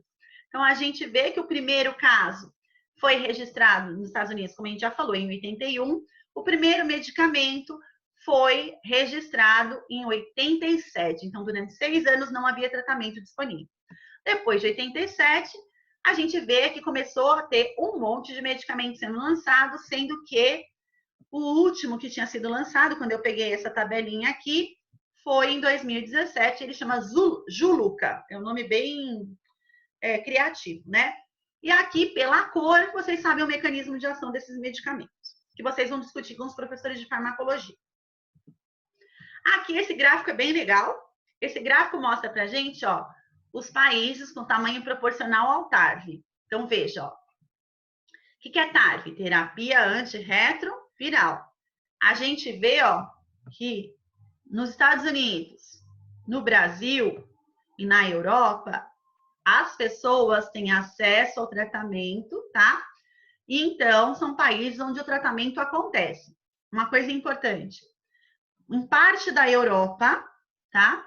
E no Brasil, o medicamento é fornecido pelo Sistema Público de Saúde. No Canadá, também é fornecido. Nos Estados Unidos, ele não é fornecido, gente. Esse tratamento é pago pelo próprio paciente ou pelo plano de saúde. Quem não tem plano de saúde, não tem dinheiro, morre de AIDS, porque não vai fazer tratamento, porque não tem remédio de graça, tá? Não existe nos Estados Unidos isso. E aí, para acabarmos, a gente vai ver as campanhas de saúde, que são desenvolvidas no mundo todo. Qual é o foco dessas campanhas? Então, no Brasil, essa foi a última campanha que foi vinculada. Ela chama uma Vamos Combinar. Daí vocês veem pessoas, né, com braços, mãos, uns com tatuagem, outros não. Às vezes mão de 2 homens, às vezes um homem e uma mulher, aqui um casal, tá? Aqui a gente vê embaixo um casal. Vamos combinar o quê? Vamos combinar que nós vamos fazer sexo seguro. Vamos combinar que nós vamos usar a camisinha, certo? Gente, isso não dá medo em ninguém, tá? Quem não tem medo não toma cuidado. Fora do Brasil, essas campanhas são muito mais incisivas. Elas são bem agressivas, que é para deixar com medo, porque quem tem medo toma cuidado. Então, vamos ver aqui uma campanha que a gente vê dessa Out AIDS aqui. Essa campanha aqui, do lado esquerdo, ela é veiculada em dormitórios universitários. Fora do Brasil, quando você passa na faculdade, você vai morar dentro da faculdade, tá? Dormitórios estudantis, então eles passam isso aqui, é um folheto que eles distribuem no dormitório. Daí quando você vê, a pessoa tem uma vida bem animada, né? Coisas que vocês até nunca pensaram em fazer. Daí, de repente, começa a ficar prostrado, começa a passar mal, vai ficando pior até que a pessoa morre. Daí, tá escrito aqui embaixo, a AIDS continua lá fora e continua matando. Que é para dar um up na ideia da pessoa. Esse aqui do lado direito é uma apresentação da Organização Mundial de Saúde que eles usam também para jovens universitários. Se vocês olharem, a gente vê o quê? Aqui, uma situação de promiscuidade, tá? Múltiplos parceiros sexuais. Só que se vocês olharem um pouco mais de longe, vocês vão perceber que isso é uma caveira. Então, a promiscuidade ainda, o sexo, né, sem promíscuo e sem preservativo, ele ainda é a principal forma de contaminação do HIV. Aqui, esses dois aqui de cima, que são da AIDS, tá? Essa ONG, ela faz para várias faixas etárias. Esses dois de cima são usados para pré-adolescentes. Então, assim, a partir dos 9, 10 anos de idade. Você não está falando que é sexo, não está falando nada disso. Você vai introduzindo o assunto lentamente, mas você usa personagens de histórias em quadrinhos para mostrar que a AIDS faz todo mundo ser igual. Então, se eu pegar AIDS, eu era a Mulher Maravilha, eu era o super-homem, eu era maravilhoso, forte, potente, eu fiquei doente e eu vou ficar da mesma forma que as outras pessoas, tá? Isso é interessante porque você vai incutindo na criança, antes dela ter relação sexual, a ideia é que AIDS é um problema e que AIDS mata. Conforme for entrando na idade de ter informação a respeito de sexo, ela vai receber essas informações e ela já vai estar mais esperta. Aqui, esses dois de baixo são propagandas da mesma ONG, dessa AIDS, e eles usam isso para adultos. Então, a gente mostra o seguinte, o sexo mata, né? Porque aqui a gente tem animais peçonhentos, que tem veneno, então, no sexo, você vai ter essa transmissão e você vai acabar morrendo. E, finalmente, nós vemos aqui outra da AIDS que mostra o seguinte, ó, pessoas de biotipos diferentes, pessoas de sexo diferente, aqui nesse caso, a gente vê o seguinte, que ali está escrito que o amor, você não escolhe quem você ama, mas você pode escolher não pegar AIDS. É só usar o preservativo, tá? Também é da AIDS. Essa é uma ONG francesa, ela tem muita coisa legal se vocês procurarem na internet. E aqui embaixo a gente vê aqui de uma outra ONG, é uma campanha interessante, porque assim, eles vão ter relação sexual, só que esse rapaz, ele está sem preservativo. Então, o que ele fez? Ele pegou um trevo de 4 folhas para ter sorte. Daí aqui está escrito assim, não dê chance para a sorte, use camisinha. Tanto que nós temos aqui no desenhinho, né, a camisinha aqui. Mostrando que não tem essa história de sorte. Se a carga viral estiver lá, você vai ficar doente. E uma que é usada também para jovens na idade de vocês, universitários, é essa aqui, tá? Ela é como se fosse aqueles papelzinhos que a gente coloca na bandeja de lanchonete, eles colocam em bandeja de refeitório estudantil, mostrando o seguinte, ó, quanto mais protegido você jogar, por mais tempo você pode ficar aqui no playground do sexo, tá? Então aqui tá escrito, bem-vindo ao mundo do sexo. Para você entrar nesse mundo do sexo, o ingresso é usar o quê? Camisinha.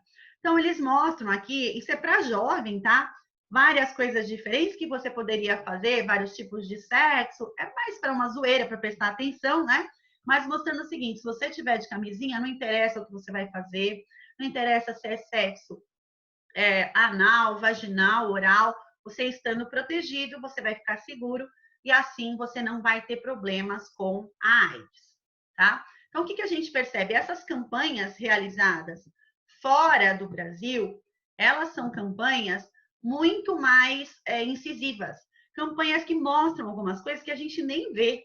Então, eu lembro, há um tempo atrás, uns 7, 8 anos atrás, tinha uma campanha do HIV do Carnaval, que eu olhava aquilo, eu tinha vontade de chorar, lágrimas de sangue. Era o quê, gente? Um carnaval, pessoas fantasiadas, jogando serpentina para cima e para baixo, e no momento dessa propaganda mostrava uma camisinha, tá? Cheia de água e dentro um peixinho dourado.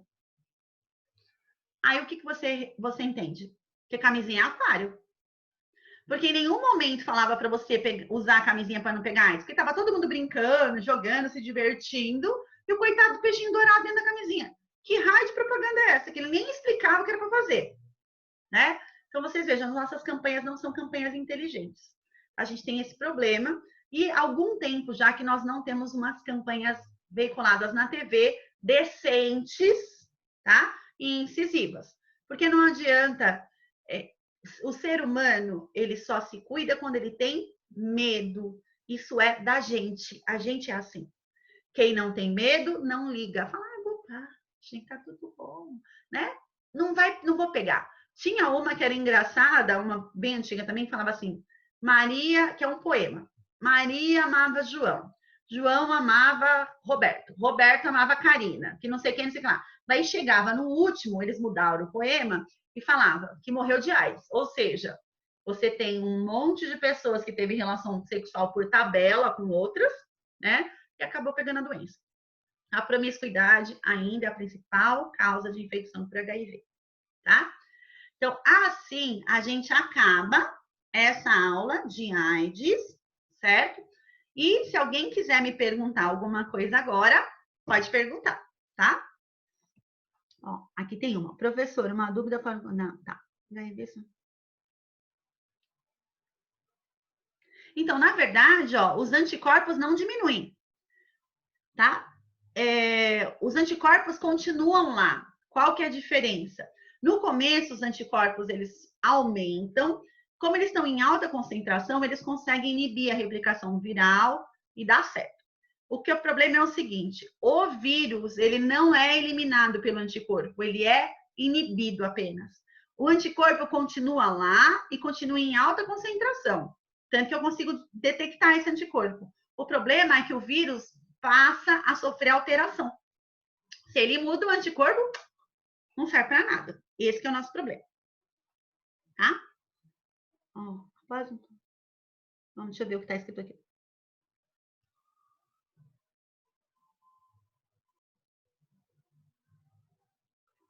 Ó, deve ser algum tio, mas não tá em. Deixa eu ver. Professora, eu tive um caso na família em que meu tio era hemolítico e fazia transfusão de sangue. Coitado, pegou o HIV, porque tem essa chance, né? Em uma das sessões, ele foi contaminado com HIV. Alguns anos depois, como ele era casado, teve uma filha. Nem minha tia, nem a minha prima foram contaminadas e durante toda a gravidez teve acompanhamento médico. Quando ele teve a criança, ele era portador de HIV. O que pode acontecer é o seguinte: a carga viral dele podia ser tão baixa que naquele momento em que a sua tia engravidou, ela deu sorte de não ter transmitido para ela. A carga viral devia ser bem baixa mesmo para acontecer esse contágio. E se a criança teve acompanhamento, ela fez uso de antirretroviral também durante a gestação. Mesmo, porque se ela tiver anticorpo, para ter certeza disso que você perguntou, você teria que saber se sua tia tinha anticorpo. Porque se a sua tia tinha anticorpo, ela foi contaminada, porque ela desenvolveu anticorpo, mas pode ser que ela tenha carga viral indetectável. E pode ser que ela fique assim para sempre, tá? Se ela fez tratamento e tal. Daí precisaria saber, primeiro, se sua tia tem anticorpo, se ela tem anticorpo, como que é a carga viral dela, e se até hoje ela toma medicamento, tá? Porque isso é um tipo de coisa que as pessoas contam para os parentes, mas não inteiro, porque é desagradável. Eu cheguei a ter uma aluna, muitos anos atrás, que essa menina, a mãe tinha morrido já de AIDS e ela foi adotada por uma família bebê. A mãe morreu quando ela tinha 6 meses. estava em fase terminal de AIDS já.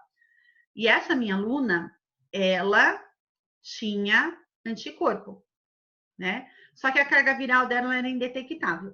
Mas mesmo assim, gente, olha como que é, né? A menina lá fez estágio comigo, tal, na época que eu ficava no laboratório, dando estágio para os alunos. Ela tinha tanto medo de contaminar alguém, tanto medo, que ela não quis aprender a tirar sangue, porque ela tinha medo de picar sem querer ela mesma e picar um colega.